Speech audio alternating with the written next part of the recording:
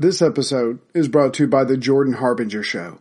Do you want a new podcast to look forward to each week? One that's got it all, entertainment, information, and stuffed with actionable content? Yeah, you do. Because who wouldn't want to listen in as Jordan dives into the minds of fascinating people, from athletes, authors, and scientists to mobsters and spies.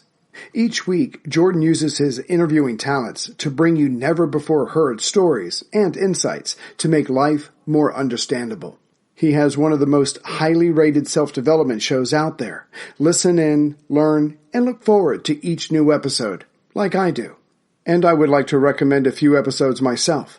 The first one is episode 650, Brian Klaas, The Corruptible Influence of Power, and the other one is episode 585 with Timothy Snyder, 20th Century Lessons on Tyranny. Check them both out.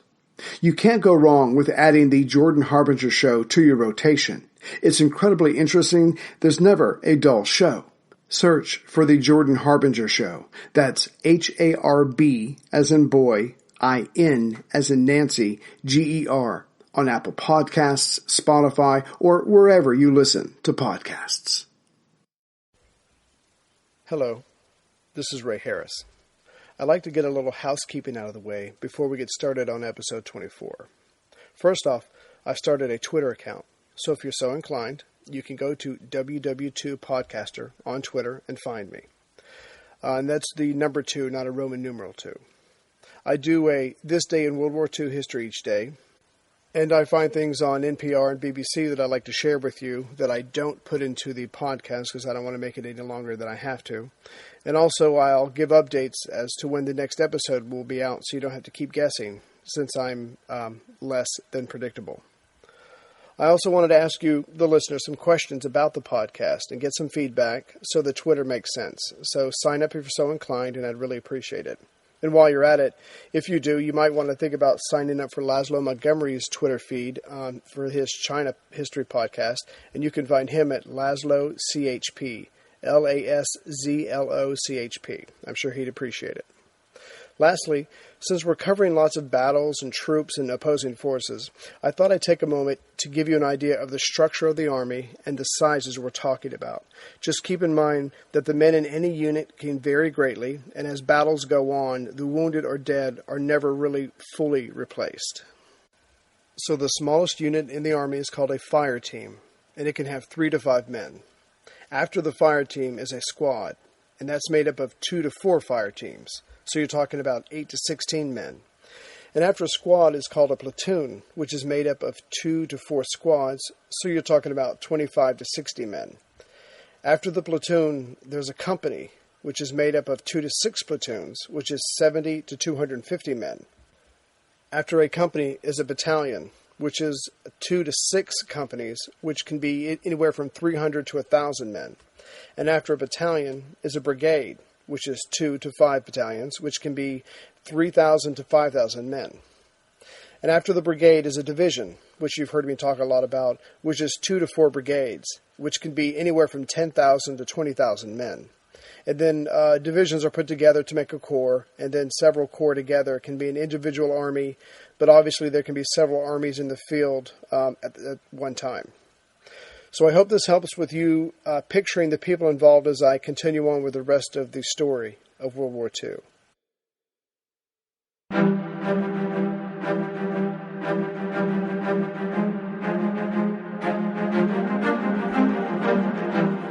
Hello, and thank you for listening to A History of World War II podcast, episode 24, The Fall of France, part 5. May 15th. General Reichenau of the German Sixth Army was not a happy man. He was unhappy at being left out of the main attack when Fall Gelb was changed in early 1940.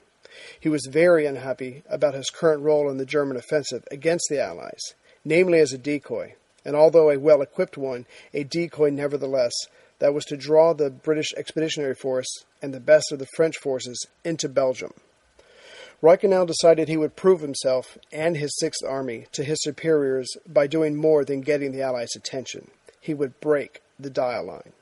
He had his infantry, and he had General Hoppner's 16th Armor Corps of 2 tank divisions and 1 mechanized infantry division.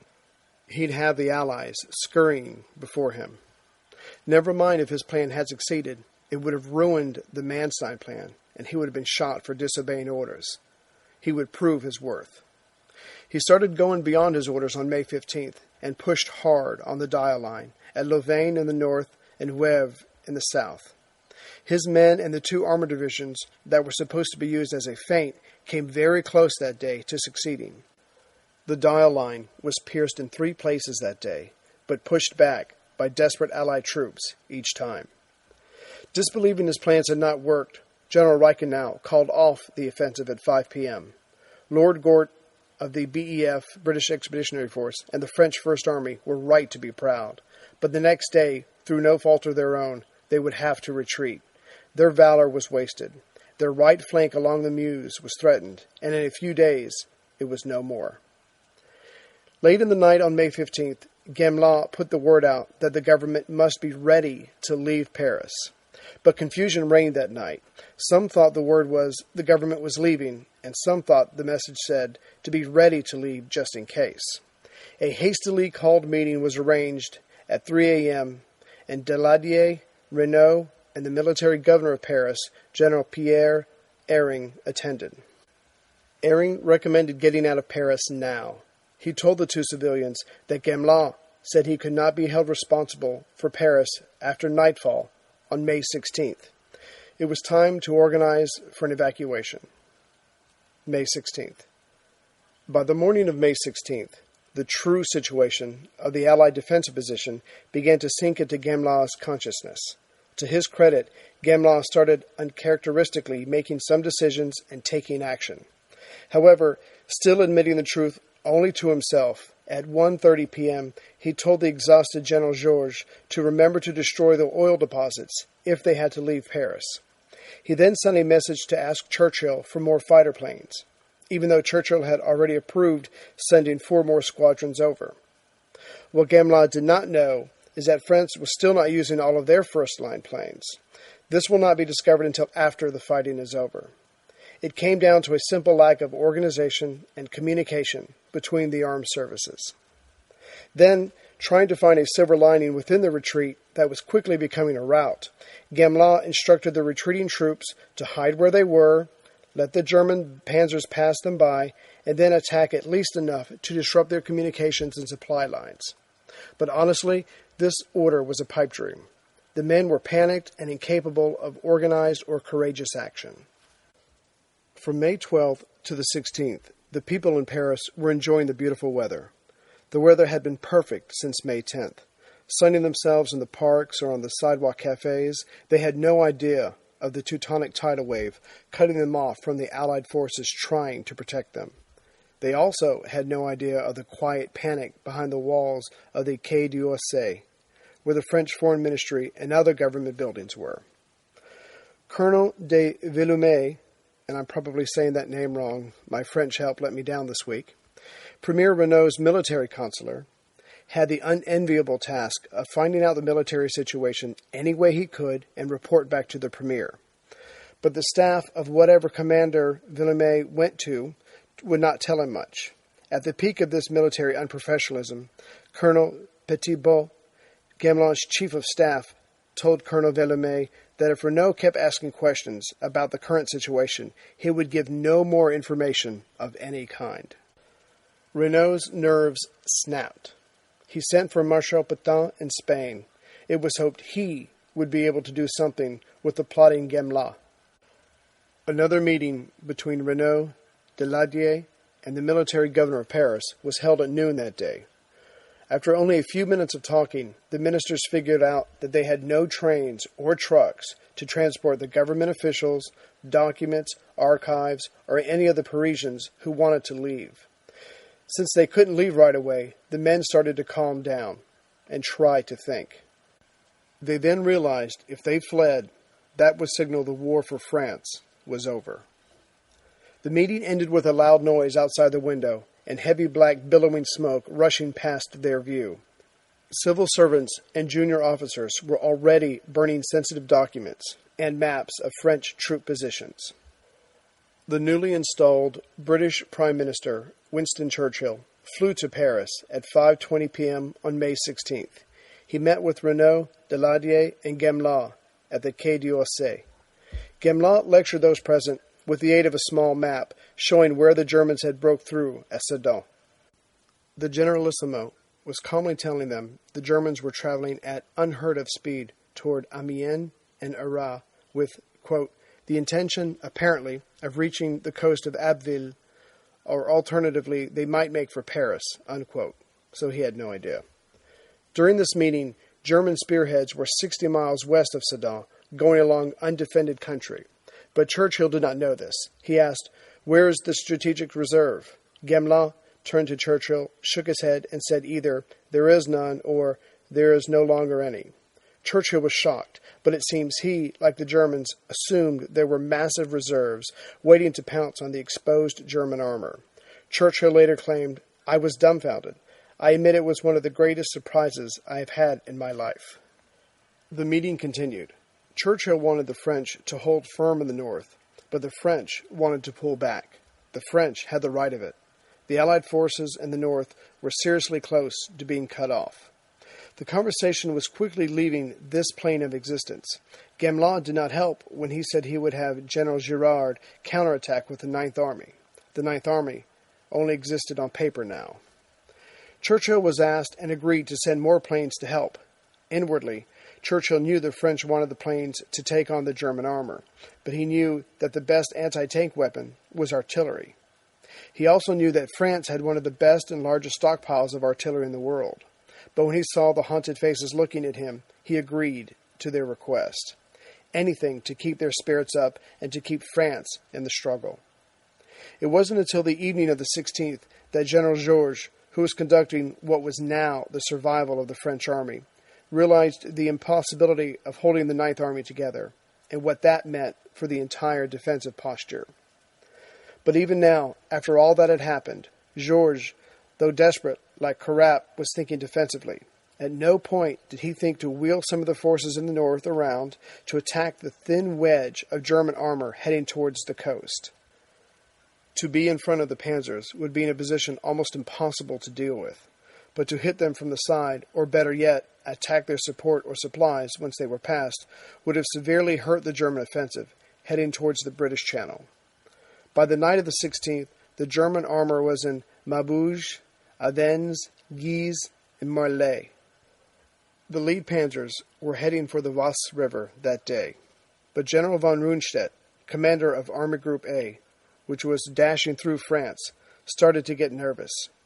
Things were going too well. This should not have been this easy. Where were the French reserves? Just like Hitler, Rundstedt was obsessed with his left flank. His armored wedge was driving through and cutting into France beautifully, but it was so thin. It wouldn't take much to snap it in two. If that were done, the advanced units would have to stop and protect their own rear. The offensive would be over. It was assumed by the German Air Reconnaissance Force that the tanks Colonel de Gaulle was assembling was the beginning of the real battle that was to come. The Germans obsessed over the 30 divisions of reserves they assumed the French had. The German High Command also assumed the French reserves were just waiting to advance north and wipe out the panzers that had broken through. That's why 7 of the 10 armored divisions the Germans had were designated for this operation. General Halder himself firmly believed the reserves were there, just waiting for the right moment, but he did not think the French would be able to effectively organize them for any attack. General von Rundstedt, picturing himself explaining the situation to Hitler about how the war was lost by him, ordered his panzers to halt where they were. They were not to cross the Oise without his approval, and Oise is spelled O-I-S-E, in case I'm saying it wrong. For Rundstedt, something was definitely wrong. His tanks were traversing the French territory way too fast. General Billow of the French First Army realized the worsening position of his forces and issued orders for the Belgian forces, the British Expeditionary Force, and the French First Army to begin withdrawal that night of the 16th. He had wanted to begin on May 15th, but King Leopold of Belgium held up the decision for 24 hours. Billot finally got the orders to withdraw from General Georges on the morning of May 17th, but he had already started moving his men back 10 hours earlier. This retreat allowed the tension to surface between King Leopold and the Belgian ministers. The ministers wanted their forces to retreat with and keep fighting beside the British and French forces, but Leopold wanted his forces to retreat north, thereby splitting them from the Allies. By now, his attitude was defeatist, and he had readied himself for the inevitable. He certainly didn't want to flee to keep the resistance alive, as the Queen of the Netherlands had. The king and his ministers argued the point for several days. For today, however, the Belgian forces stayed with the Allies. Hey everyone, Ray here. I've never told you this before, but I live in a cove. It's very nice, but everyone around me is retired, and they spend hours every day on their lawn, which always leaves my yard bringing up the rear. But now I have a ringer, that being Sunday lawn care. This year will be different. Yes, spring is here and it's time to get the lawn ready and keep it looking great. Again, I'll be leaning on Sunday to help me, and if you should give them a try, like me, you'll not have to worry about chemicals. Your lawn will look great and your family will be safe. Because Sunday can help you grow a beautiful lawn without the guesswork or the nasty chemicals. Here's how it works. When I signed up for Sunday, their lawn analysis tools created a personal nutrient plan delivered right to my door when I need it. They send the packages, I attach them to my garden hose, and spray. I'm done in less than 15 minutes. No more hard work. Instead, I'm working smarter. And you can too. And Sunday is offering our listeners 20% off. Full season plans start at just $129, and you get 20% off at checkout when you visit getsunday.com/World War II. That's 20% off your custom plan at getsunday.com/World War II. May 17th. The Belgium capital, Brussels, had to be abandoned by the Belgian forces. The government was now in Ostend, and the fight between the king and his ministers was still raging. Leopold started putting out the view that the British and French were not allies, but guarantors of Belgian independence. Belgium owed them no loyalty. If the Allies could not keep their promise to keep Belgium independent, then Belgium was free to take any action it wanted, including a separate peace. For General Guderian, May 17th was another beautiful day in which he would play a game with himself by seeing how many miles he could cover. For a military man, this kind of freedom to move in the enemy's rear was what all the hard work and planning was for. He had reached Ribeaumont on the Oise River and began the normal procedures to prepare to cross. But then he received an order that made his blood turn cold. He was ordered to halt his panzers where they were and to not cross the Oise for any reason. His confusion turned to anger. He soon found a target to vent his frustration on when his superior, General von Kleist, arrived by air near Montcarré. But before he could start with his angry questions about the stupidity of halting his armor, von Kleist started berating him about disobeying orders, which was a very serious offense. This brought Guderian up short. He was accused of endangering the entire war by advancing without having adequate protection for his left flank. He was reminded that this was a basic principle of combat. Guderian wanted to scream that warfare had changed. The tank allows the aggressor to keep moving, which keeps his opponent off balance and only reacting instead of being able to strike back. Tanks took the basics of war, changed them, and sped them up to a dizzying pace. Surely the German High Command knew this and could see why he had not stopped his tanks. Of course, Guderian said none of this. He was accused of insubordination, and during a time of war, that alone could have found him on the wrong end of a firing squad. His face a mask of stone, Guderian, the commander of the 19th Armor Corps, asked to be relieved of command. Kleist accepted. But General von Rundstedt, Guderian and Kleist's superior, was no fool. There was no way he was going to let a talent like Guderian get away. So that afternoon, Kleist sent General List, commander of the 12th Army, to figure something out. General List visited Guderian and explained that the order to stop came from the German High Command. It had to be obeyed. But then, with a knowing look that Guderian caught, the best List could do for Guderian was to approve a reconnaissance in force.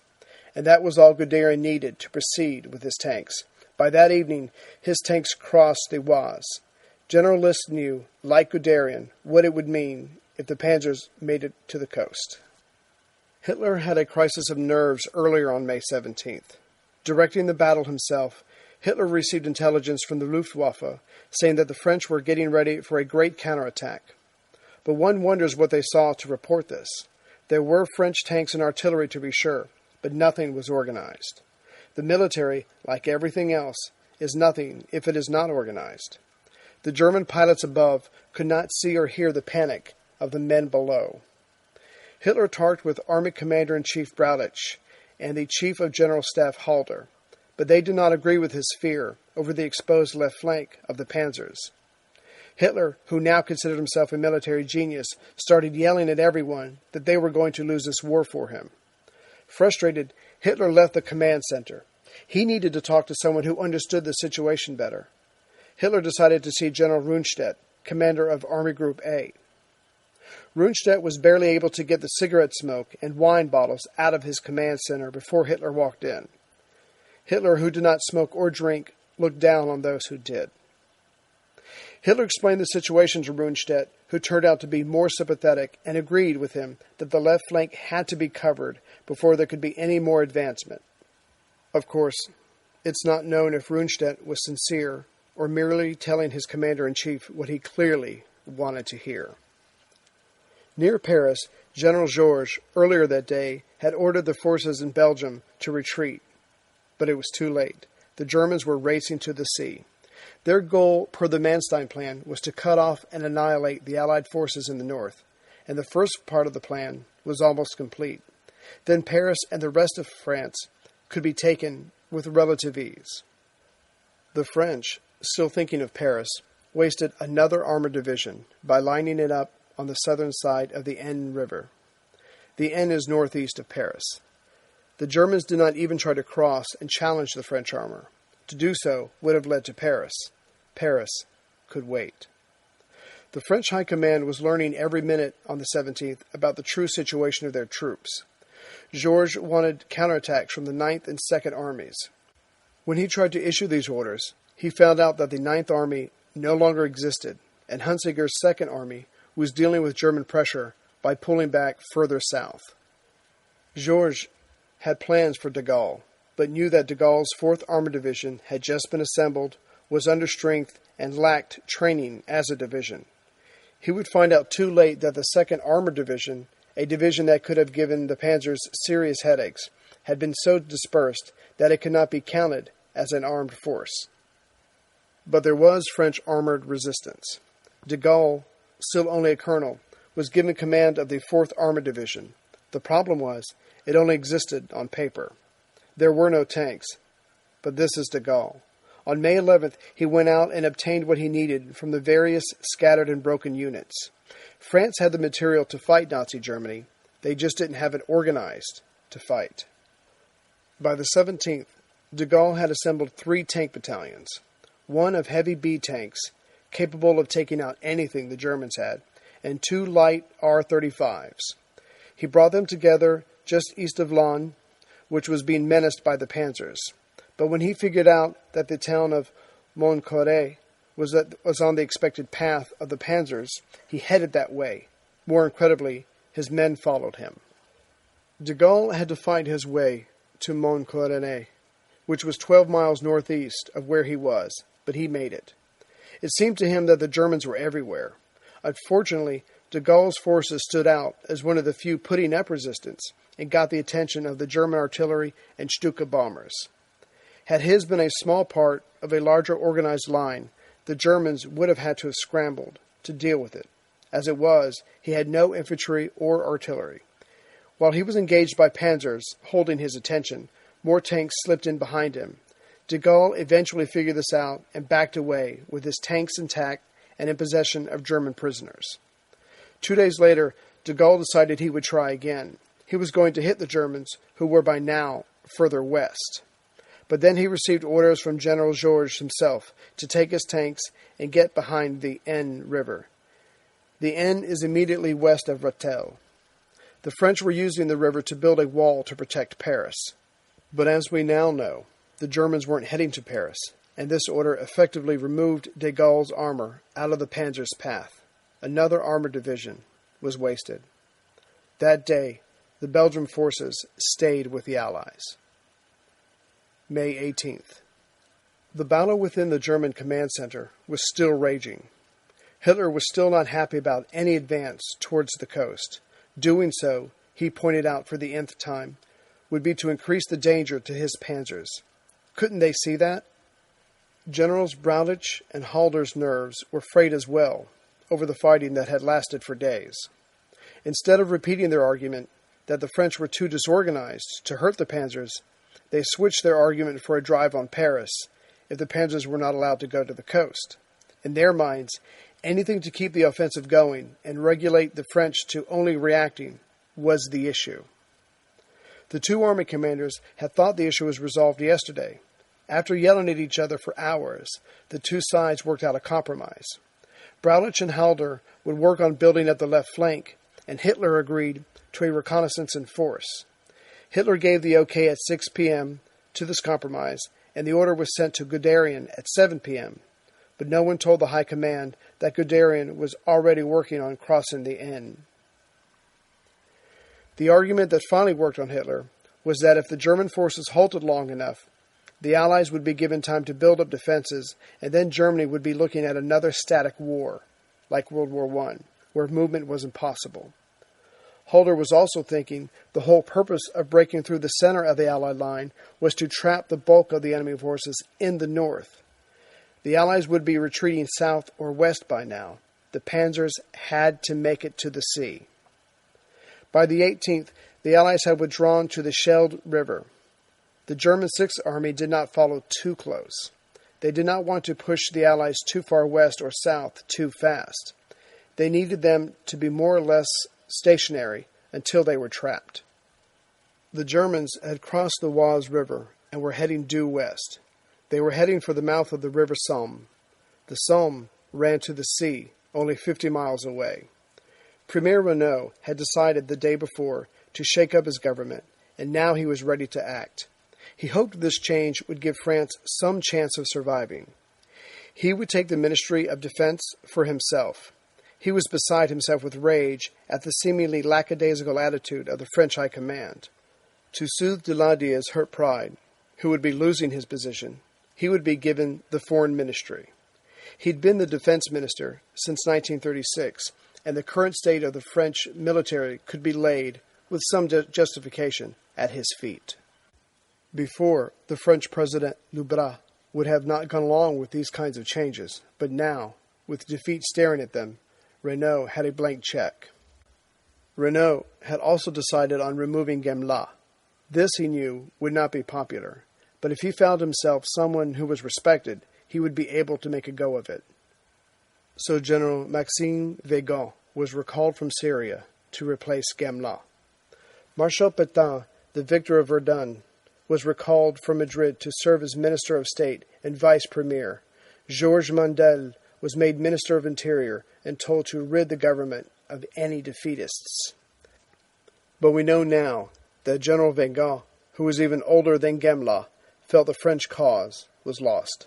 Also, Pétain believed he was being recalled to take charge of the nation. Renaud would learn that not all his enemies were German. But the one thing they all agreed on, without expressing it to each other, was that if France fell, Britain would not be far behind. May 19th. General Gamelin, who did not know his downfall was imminent, decided now was the time to take command from General Georges, who had not slept much since May 10th. Arriving at Georges' headquarters, he was still unable to embarrass Georges by taking over in front of the staff. Instead, he asked for a quiet room, paper, pencils, and some maps, and closed the door. After a few hours, Gamelin opened the door and read his secret and personal instruction number 12 to Georges, who agreed. The first step, according to the plan, was to have the forces in the north disengage from fighting and advance south, but fighting along the way if they had to, towards Paris, and to cut through the thin wedge of German armor heading to the coast. Meanwhile, freshly assembled units south of the River Somme, but still north of Paris, would push north and meet up with the British Expeditionary Force, Belgium, and French forces. So far, so good. But any junior officer could have come up with that, and has wondered why Georges did not order it earlier, or why Gamelin, if it was so obvious, did not order it or suggest it to Georges before May 19th. But the rest of the order by Gamelin leaves reality quickly behind. He wanted the Second Army, still under Huntziger, to counterattack, and the Sixth Army to join in. But Huntziger had no intention of doing anything other than keeping his defensive posture. The Sixth Army was beyond any offensive or organized action. Gamelin finished by saying that if this does not work, then the government will have to evacuate. He wanted his plans to start today. He knew the situation called for it. Gamelin had heard that morning about Weygand returning to France to be his replacement, and so left to meet him. By the morning of May 19th, 7 panzer divisions were moving westward on the north side of the Somme River. They were only 50 miles from the Channel. The French forces to the south of the German armor wedge, cutting through northern France, were still unorganized and retreating. The only hope was to get control of them, organize them, and move north to meet the Allied forces, hopefully coming south. But first the Allies in the north had to disengage themselves from the German Sixth Army. Unfortunately for the Allies, the Sixth Army had done its part perfectly. They first pressed against the Dial line, but not too hard, but now they were fully engaged and made it impossible for the French and British to pull back, as ordered. However tricky this retreat was, it remained their only chance to survive. But to complicate things even more, and the whole operation was riddled with complications, Renaud had Gamelin replaced with General Maxime Weygand that same evening, and General Weygand's first order was to cancel Gamelin's order to bring the forces together for mutual defense. Gamelin was briefing Weygand on the situation that evening when a letter from Renaud came to him at 8:15 p.m. The letter stated that Weygand was now Chief of the General Staff of National Defense and Commander-in-Chief. Their meeting was over. Unlike Gamelin, Weygand would have control over the Army, Navy, and Air Force. Gamelin admitted that the last part of the letter had hurt his pride considerably. May 20th. Generals Weygand and Gamelin met again at 9 a.m. Weygand did not ask Gamelin to continue his detailed update, and Gamelin did not want to be ungentlemanly and push his views on the new commander-in-chief. They would not meet again until the end of 1943 in a castle in the Tyrol as prisoners of Germany. So France looked to their aged heroes, Weygand, 73, and Pétain, 84, for a way out of the situation. Now Brigadier General Charles de Gaulle, who had fought Pétain and Weygand about the place of tanks, planes, and wireless communications in warfare and had lost, was the only one with an intact armored division left. He was once again taking orders from another former nemesis. Weygand, wanting to size up the situation for himself, had Gamelin's last order about bringing the Allied forces together, closer to Paris, cancelled. He would issue new orders in a few days. To compare the two, Gamelin was where thought and action rarely met, whereas Weygand had never commanded a large unit in battle, much less several armies. But they did share the attribute that neither man had a conception of the new tempo of war with its lightning strikes made possible by tanks and planes. These two gentlemen fought for years to stop technology from transforming the army. They got their way with the French army, and there was little change. But they couldn't stop the Germans from taking advantage of technological changes. General Weygand spent the day in Paris, meeting with politicians and dignitaries. He also spent some time with Georges, who was still in his position, but Weygand did not issue any specific orders for that day to give his men something to do. On the evening of May 20th, the 1st Panzer Division captured Amiens on the lower Somme, close to the coast, and the 2nd Panzer Division reached Abbeville at the mouth of the Somme. The Allied forces in Belgium were now successfully cut off. The German encirclement was complete. Hitler, still trying to stop any forward movement of the Panzers, was jubilant when the news reached him. He spoke in the highest regards of the army and its leaders, and he immediately started drawing up the terms for a peace treaty with the Allies. While writing up the main points of the treaty, he allowed himself to fantasize about the great German state, much like when he was homeless in Vienna. The former Austrian bum was now a warlord, on par with Caesar and Napoleon. Getting back to reality, though, the Panzer divisions were stretched out for 100 miles, and the German infantry had not yet caught up. If Weygand had allowed Gamelot's instruction number 12 to be activated, the German armor would have been in a precarious situation. But Weygand's tour gave the Germans the time they needed to secure what they had captured. Late on May 20th, Churchill saw what was happening. Paris was open to German attack. The French did not have the reserves to counterattack, and the strongest Allied forces were trapped in Belgium. Guderian's tanks were at Abbeville on the sea. The battle was lost. Churchill knew the Battle of France was over, but the battle for Britain would begin soon enough. He needed to get the BEF, the British Expeditionary Force, and any other Allied forces he could back to Old Blighty. So Churchill personally ordered an operation to begin to round up all possible ships for a probable evacuation from a Channel port. The plan swirling around Churchill's mind first called for the collecting from the French soil of the non-combatant personnel and what he called other, quote, useless mouths, unquote, and bring them to Britain. The British Prime Minister was in an ugly mood. Next time, we'll cover the miracle of Dunkirk. For the French, it was an embarrassing defeat. For the Britons, it was an embarrassing blessing. And for the Germans, it was something that could be shrugged off. After all, it was Britain's turn to capitulate or to be conquered.